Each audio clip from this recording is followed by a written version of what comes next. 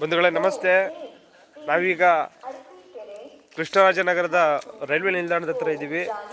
ಏನಿವತ್ತು ಕರ್ನಾಟಕ ರಾಜ್ಯ ಸಮಿತಿ ಪಕ್ಷ ಏನು ಕಳೆದ 26ರಂದು ಏನೋ ಒಂದು ಹೊಳೆಸುಪ್ರ ಸ್ಟೇಷನಲ್ಲಿ ಒಂದು ಕಂಪ್ಲೇಂಟ್ನ ಕೊಟ್ಟಿತ್ತು.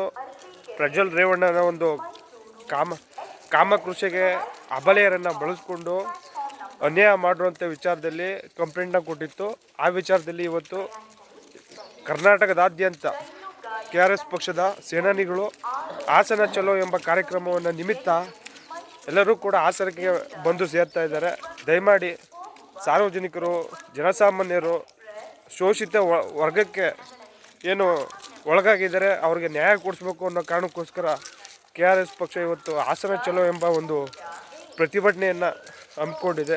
ದಯಮಾಡಿ ಎಲ್ಲರೂ ಭಾಗವಹಿಸಿ. ಈ ಹೋರಾಟಗಳಿದೆ, ನಮ್ಮ ಹೆಣ್ಣು ಮಕ್ಕಳನ್ನು ರಕ್ಷಣೆ ಮಾಡುವಂಥ ದಿಕ್ಕಿನಲ್ಲಿ ಕರ್ನಾಟಕ ರಾಜ್ಯ ಸಮಿತಿ ಪಕ್ಷ ನಿರಂತರವಾಗಿ ಹೋರಾಟ ಮಾಡ್ತಾ ಇದೆ. ದಯಮಾಡಿ ಆ ಕಾರಣಕ್ಕೋಸ್ಕರ ತಾವೆಲ್ಲರೂ ಕೂಡ ಈ ಕಾರ್ಯಕ್ರಮಕ್ಕೆ ಆಗಮಿಸಬೇಕು, ಒಂದಷ್ಟು ಶಕ್ತಿಯನ್ನು ತುಂಬಬೇಕು ಅಂತ ತಮ್ಮಲ್ಲಿ ಕೇಳ್ಕೊಳ್ತಾ, ಈಗಾಗಲೇ ಕರ್ನಾಟಕದಾದ್ಯಂತ ಎಲ್ಲ ಕಡೆಯಿಂದ ಹಾಸನಕ್ಕೆ ಬಂದು ಎಲ್ಲ ಸೇರ್ತಾ ಇದ್ದಾರೆ. ದಯಮಾಡಿ ಈ ರೀತಿಯ ಏನು ಹೋರಾಟಗಳಿಗೆ ಜನಸಾಮಾನ್ಯರು ಕೂಡ ಭಾಗವಹಿಸಬೇಕು. ಯಾಕಂದರೆ ನಮ್ಮ ಹೆಣ್ಣು ಮಕ್ಕಳ ರಕ್ಷಣೆಗಾಗಿ ಈ ಹೋರಾಟಗಳು, ಈ ರಾಷ್ಟ್ರೀಯ ಪಕ್ಷಗಳ ಏನು ಈ ದುರಾಡಳಿತದಿಂದ ಇವತ್ತು ಏನು ಕುಟುಂಬ ರಾಜಕಾರಣದಿಂದ ಅಧಿಕಾರವನ್ನು ದುರ್ಬಳಕೆ ಮಾಡ್ಕೊಳ್ತಿದ್ದಾರೆ, ಅವ್ರಿಗೆಲ್ಲ ಸರಿಯಾಗಿ ಪಾಠವನ್ನು ಕಲಿಸ್ಬೇಕಾಗಿದೆ.